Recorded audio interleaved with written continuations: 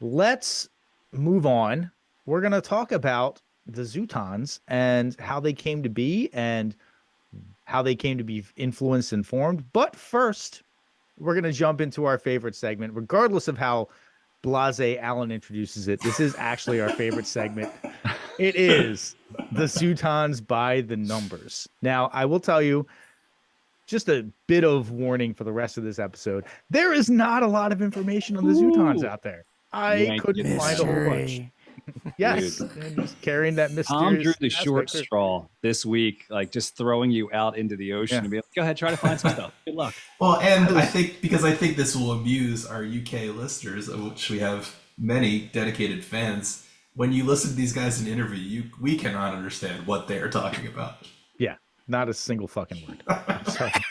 I mean, I genuinely tried. I can't get anything from it. Like I listened to John Martin basically interview anyway. Yeah, it's like every available interview I listen to, and that Liverpudlian accent is just I don't get it. I also don't think that it helps that, again, I think the guy was kind of had a drinking problem throughout most of the 2000s, and so it does not help with your enunciation. Well, maybe you'll cover it later, but by what means did Amy Winehouse come across the song Valerie? Were they? I mean, they were kind of a band, you know. They were popular in the UK, much more so than they were popular in the US. Yeah, of course. So this was just a song that came across her consciousness. I actually heard a story that they like met in a bar and argued a bit, and that was how they first got in touch. And they were both so shocking. They were both in a bar, which Alex McCabe calls a boozer, by the way. Good. I think I'll take that up. Like, even when I was reading some of the interviews of this guy, I didn't understand what he was talking about. Yeah. You mean Dave McCabe, right? You're not talking about Alex McCabe, who I imagine is his uncle or something. I don't know. Yes. So let's dive into Zutons by the numbers. The first number is just 5. We're getting real basic because I don't think a lot of people know about this band. There are 5 people in this band at the time that this album is put out. Dave McCabe on guitar and vocals, Boyan Chowdhury on guitar, Russell Pritchard on bass, Sean Payne on drums, and Abby Harding on saxophone and backup vocals.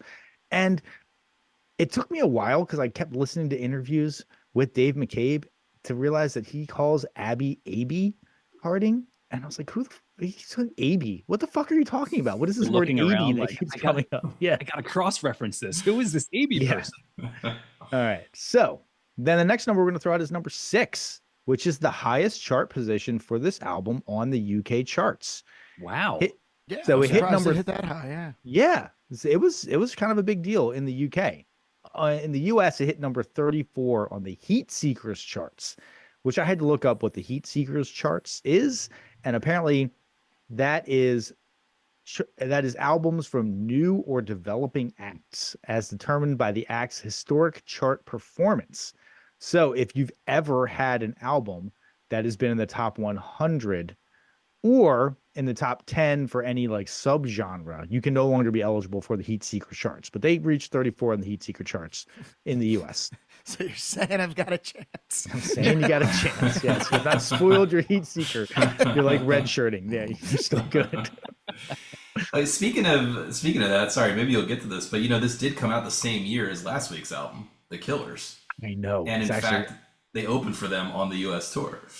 Yeah, and that was totally not by any kind of that was not on purpose. Trust me. We don't fix the Albinator. The Albinator is sacred, okay? We will not do this to ourselves. I've never even seen it.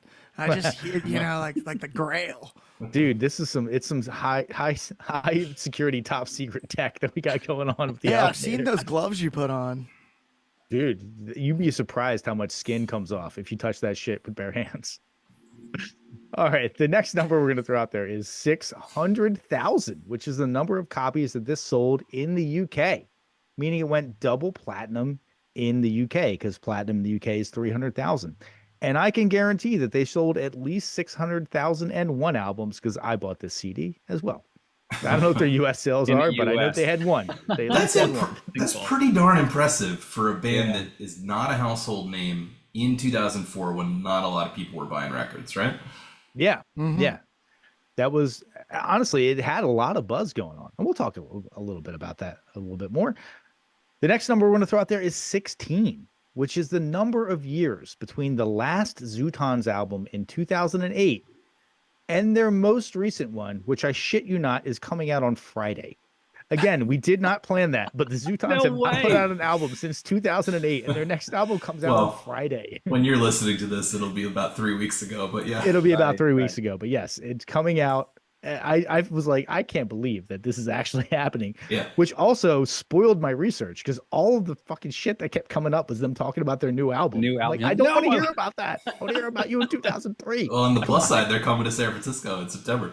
I know. Great American Musical. I was going to buy some tickets for that. Yeah.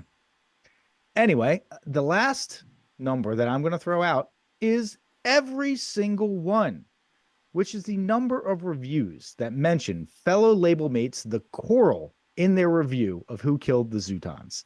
And more to come on that later, but they were trying to get out from under the shadow of The Coral for a lot of their career because they came from the same scene and they kind of had the same sound. I don't really think they had the same sound. I listened to some of The Coral. Their stuff's pretty good, but they were categorized together very heavily in the minds of all of the critics. It's pretty similar, but I do think the Zutons are better. I agree. So let's talk a little bit about the Zutons. The Zutons got their start in Liverpool in 2001. They were kicking around the music scene there. Various members had been in bands, kind of nothing really of note. They were playing around. They were scene guys, but nobody had any kind of breakthrough. They're primarily the brainchild of their frontman, Dave McCabe. So he wants to form a band, and he has a vision for it, and specifically that he wants to be in this kind of cosmic scouse scene. And I don't even know if I'm pronouncing scouse correctly. That's apparently a term for the Liverpudlian accent is a scouse or scouse or whatever the fuck it is. I don't know how you would pronounce it. I'm sure we'll get mail on that. Somebody clarifications are coming. Yeah. So let's define for a second what cosmic scouse is as a genre. I'd never heard of it. So it all goes back apparently to this band called The Stairs. And their whole thing was that they wanted to focus purely on 1966 California psych rock music. Not later, not 1969, not 1968, 1966 California. I assume the Electric Prunes figured prominently into this. Right. Where they did, yes. So this guy called give me a second. So this band, The Stairs, is the brainchild of this guy Edgar Jones. They had their debut in the early 90s. It didn't really sell well at all, but they were a Merseyside band, which apparently that is the county that Liverpool is in. So they'll call people like Merseyside,ers, and that refers to people from Liverpool, etc. Whatever. Is it Merseyside? It's called Merseyside? I thought it was Merseyside. Fucking. You can hear those Brits sharpening their pencils right now. Get another one. Yeah, no matter what we do, we're going to get it wrong. So yeah, you're right. I'm going to go back. I'll go back and correct that because I don't want to fucking hear any shit from that. I only know it because of Elvis Costello is also from Liverpool, and I've heard him talk about it. God, fuck you. All right, fine. All right, so they had their debut in the early 90s. Didn't really sell that well at all, but they were a Merseyside band. Basically, that's just where Liverpool is. It's like the county that Liverpool's in. And it created kind of a local scene. So the main driver, this guy, Edgar Jones, he has created a kind of a sound. And the band, The Stairs, falls apart in, quote, utter chaos in the mid-90s after their second album fails to sell. And kind of after kicking around in various bands, including The Laws, which is a big band out of that same scene, he ends up forming a band called The Big Kids in 2001. As it happens, the drummer for The Big Kids is Sean Payne, and the bassist is Russell Pritchard. So McCabe recruits them away from The Big Kids. I'm not exactly sure how he manages this because basically his pitch to these guys has to be, I want to form a band that is in a genre that the guy that you are currently playing with invented. but we're going to do it better. Trust me. And somehow it works. He apparently was correct. I don't know if the big kids broke up because their rhythm section got recruited away, but they didn't last that long at all. And just to top off the story of Edgar Jones, which I thought was kind of fascinating, he just so happened to not be in a band in like the 2003, 2004 era when this Cosmic Scouse sound really hits in the UK and tons of attention and money start pouring into the scene. And he's just like not there to take advantage of it, which is kind of a bummer. But he does end up actually releasing an album in 2005 called Soothing Music for Stray Cats. And that became a critical darling. And I've been pitching that for years, man, for years. I don't even want to say it on the show because then somebody else is going to take my idea. Yeah, he's just close too on late, buddy. Well, what's that title again? Soothing Music for Stray Cats. It's pretty close. Still doesn't want to reveal it though. All right, keep your secret. Play those cards close to the chest. So yeah, he releases Soothing Music for Stray Cats. It becomes kind of a critical darling and ends up getting repped by such diverse people as Noel Gallagher from Oasis and Harry Potter himself, Daniel Radcliffe, are both apparently big fans of that album. Wow. Yeah. So anyway, that'll help sell some albums. Let's get back to the Zutons origin story. So let's level set. It's 2001. He's recruited a rhythm section away from a local legend. He gets a second guitar player, Boyan Chowdhury. They start playing around as a quartet. They play for many months. They're kind of doing okay, but they're not really breaking out or differentiating themselves in any way from anybody else in the scene at the time. And then in a move that has almost never worked in the history of moves, the drummer Sean Payne suggests that his girlfriend joins the band playing saxophone. Did he say, fellas, I have to warn you, she doesn't know how to play it. Exactly. It's bold because it's not like I'm dating a saxophone prodigy. We really need to get her in the band. It's not like, Lindsey Buckingham being like, I'm banging Stevie Nicks. We got to get her in the band or something like that. I had this girl, she kind of plays the saxophone and she also has sex with me. That's her number one qualification. So can we get her in the band, please? She kind of plays saxophone. You know, in all fairness to her name's Abby, right? Yeah. She had a great look. And by the time they record this record, she sounds good. So how long were they kicking around? 3 years? Yeah. I think Adam's referring to the fact that she plays a lot of chromatic stabby parts. No, she plays 6 notes on the entire album. That was what I was talking about. I think it works great with the songs. I don't know. I think she sounds great. It's way better than Yoko. It's not a Yoko situation. No. I will say that it adds a texture to the music. For sure. That is a differentiator. And apparently they realized pretty quickly that they did help to differentiate their sound from other bands in the scene. And like, oh, we got a sax player. That's a thing. People are like, oh, sax, okay. Before I did any research, I thought this is one of those scenarios where your like mom says, like, bring Billy along, involve him in what you're doing, involve him in the fun when you're playing outside. I thought that was like, your brother's a sax player. You have to keep him in the band as well. Yeah. I mean, it's kind of like that. It's your my I'm a girlfriend's shaker if this song doesn't have a saxophone solo.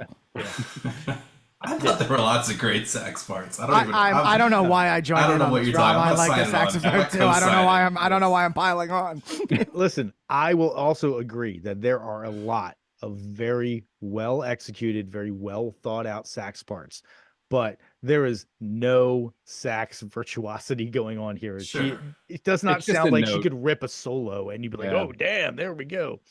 But it's not what the songs call for, so fine. You are correct. Yes. So anyway, they're playing around the scene. Now they are a quintet. They've got Abby Harding in the band and they're starting to get like a little bit of buzz. And it just so happens that at this time, McCabe is friends with James Skelly, who is the frontman for the Coral. Coral are a Liverpool band in the same Cosmic Scouse scene. And they are getting a lot of buzz. They signed to Delta Sonic Records. They released their self-titled debut album in 2002. They have a hit song with the song Dreaming of You. Their album ends up going platinum and they get nominated for a Mercury Prize. Now, the Mercury Prize is given to the band that releases the best album of the year that is from UK or Ireland. So that's like a big deal. They're like top 5 albums of the year in terms of critical reception in the UK and Ireland. So McCabe is trying to get in on the buzz that his friend's band is getting, and he tries to get signed by Delta Sonic Records. They're hesitant to sign because the label owner basically says that he knows McCabe from the scene and he kind of sucks. But Skelly vouches for him and basically says, like, nah, like, trust me, sign these guys. They end up getting signed in 2002. They produce a few singles from 2002 to 2003, which are pretty well received. They go into the studio in 2003 to record their debut album, which comes out in 2004, Who Killed the Zutons. Now, the entire time, they've released a couple of singles. They're getting some press mentions. And as I said, every single press clipping mentions the chorals. In the Zutons reviews, they're all talking about the chorals for like a third of the review. And how much they sound like the chorals and how they're kind of, you know, the younger brother band to the chorals. That's so gotta suck. I think the band is just singular, the choral. Yeah, you're right. The choral. I'm sorry. The chorals is a different band. I'm sorry. Yes. So in order to differentiate themselves from the choral, what do? They get producer Ian Brody, who also produced the choral's breakout debut album. They also get engineer John Gray, who engineered the choral's breakout debut album. I kind of get why they did this, because Ian Brody is a guy. I mean, he produced some Echo and the Bunnymen albums from the fall. He was in the Lightning Seeds. He's a pro. If that guy wants to produce your album, you don't say no. That's also sort of like a thing. Like if you're on a scene and the band that you're tight with on the scene has the record made by people who are perceived as the best guys on the scene, why wouldn't you, make your record? I get it. They were kind of hemmed in. Yeah. They were hemmed in by the reality. And also probably the record label is like, we like this guy. We worked with this guy before, but it did not help. Especially if they think McCabe's his name, right? Yeah. Especially if they think he's kind of a fuck up. I imagine they'd want to like sort of, baby keep him in line kind of thing. And they do think that he is a fuck up. That is true. And for good reason. So they end up going to RAK Studio in London to record the bulk of the album. RAK is a well-respected, like, mid-tier studio. A good chunk of the Smiths' The Queen is Dead was recorded there. The Psychedelic Furs recorded some stuff there. Big Country recorded their song In a Big Country there. And maybe that's where they were like, we need to use our band name in a song. Yeah, it's really effective. Yeah, exactly. Tom is underplaying it, but that is a classic Tom song that he brings up as often as possible. I really like that song. No, I really like In a Big Country by Big Country. Jesus Christ. And the only reason I know that it's by Big Country is because they say In a Big Country in the song. It's genius. I would never know their name otherwise. They're a one-hit wonder. If I had a nickel for every time Tom brought that song up at the bar or put it on the jukebox. The low harmony. I'm a sucker for low harmony. It's got a low harmony throughout the entire song. I'm just saying, don't just passively mention it like it's nothing to you. It has great meaning and weight in our relationship. Okay. Fair enough, Rob. I'm not trying to empty my purse out on the podcast here. Right? Keep some stuff just private between me and you. Unless you can do it with a low harmony, in which case you can just air it out. All right. So the album Who Killed the Zutons is I'm sorry. So they record most of their stuff at RAK. They record a few other songs at Parr Street in Liverpool, which is kind of a lower budget studio than RAK. Maybe they just blew through the budget and they were trying to get a couple more songs without having to go too in debt to the record label. In anticipation of the release of the album, they released Pressure Point as a single in January of 2004, and they embark on a tour with the band Dogs Die in Hot Cars, which is a memorable name, but a terrible name. I don't know if I want to remember that name. Either way, they're getting some buzz. McLaughlin is definitely not buying your album. God, yeah, seriously. Single tear rolling down that sculpted cheek of hers. So they're getting some buzz. Sorry, they're getting some buzz, and there's actually anticipation of the release in the UK in April 2004, and it's pretty well received. Some of the reviews say that it is weird, hook-filled, and irresistible. Tom Jones of NME said they were declaring war on retro rock bollocks. And again, another differentiator between them and the Coral, in 2005, they're also nominated for the Mercury Prize, just like the Coral's debut album. All right, I get why everybody's comparing them. All right, all right. Yeah. For some reason that I can't find an adequate explanation for, in August 2004, they recorded the song Don't Ever Think Too Much. And when they released the album in the US in October 2004, they include that as the 13th track and reissue it in the UK with that song added. Now, we all listened to this album this week. I don't like that song. I don't understand why they had to put that song on there. I didn't think it was one of the stronger offerings. Which one was that again? It's the last song. Don't ever think, ever think, ever think. Yeah, okay. Yeah. So you're saying this was added after the fact? After the fact, yeah. I don't understand it. And recorded after the fact. Yeah, recorded after the fact, added after the fact. I didn't get it. I don't understand that. Yeah. So this album is a critical hit and it sells well. And I mentioned before that it went double platinum, but it didn't go double platinum until 2013. And I do think that a decent part of their resurgence in popularity post the 2004 release was that previously mentioned cover of Valerie, which is a song on their 2006 album, Tired of Hanging Around, that Amy Winehouse ends up covering. Okay. Yeah. Right. Well, but the weird thing is that the 2006 album doesn't sell as well as Who Killed the Zutons, the 2004 release. And then their 2009 release doesn't do as well as the 2000 and So the 2006 release, Tired of Hanging Around, doesn't sell as well as Who Killed the Zutons in 2004. And then You Can't Do Anything, which is in 2008, doesn't sell as well as either of those albums. And that kind of leads to their breakup in 2009. They go on a very long hiatus. They do like one reunion tour in the mid 2000s. But part of the reason was kind of previously hinted at. Dave McCabe had a very serious drinking problem at the time. So, Phil, to answer your question, who killed the Zutons? It was alcoholism. I think we probably could have guessed. But first of all, point of contention, Tom. I don't think you're leaving enough pause between who killed and the word Zutons. I see two ellipses there. You are correct. They really overdid the ellipses on that one. But can we talk about the song Valerie just for a second? Because it's not on this album. And I believe when we did the Amy Winehouse record, I even mistakenly thought that it was a much older song. When we were talking about it, it's not on the Amy Winehouse album Back to Black either. It's on a Mark Ronson release of all covers, which I looked through today. And interestingly enough, he also did a cover of Queens of the Stone Age's "No One Knows." It has like a Dap King's bop on there. Wow. Yeah, it's pretty cool. Okay, that's pretty. But badass. anyway, both the Zutons track and the Amy Winehouse version are really good, and it's amazing how they really sound. Like when Amy Winehouse is singing it, you're like, this must be something from the 50s. It just has classic sound to it.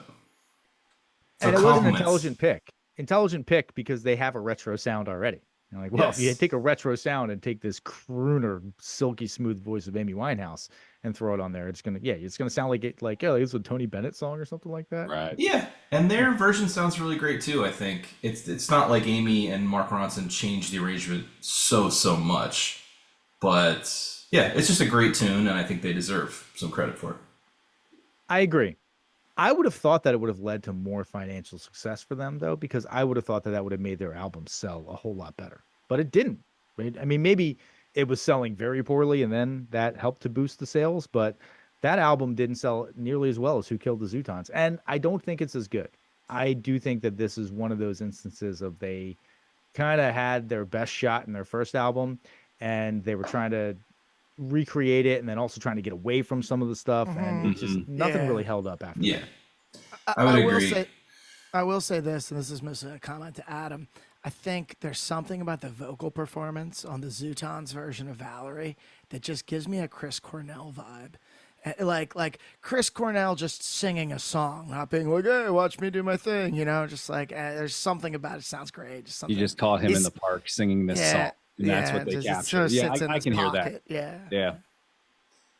All right, excellent. So, as we mentioned at the top, there's not a whole lot of information on the recording process that went into this. I can't give you a bunch of details of how they engineered it or anything like that. So, I think it's about time to just dive into the songs. Y'all ready for it? Yeah. Let's do it. Let's do this thing. do it.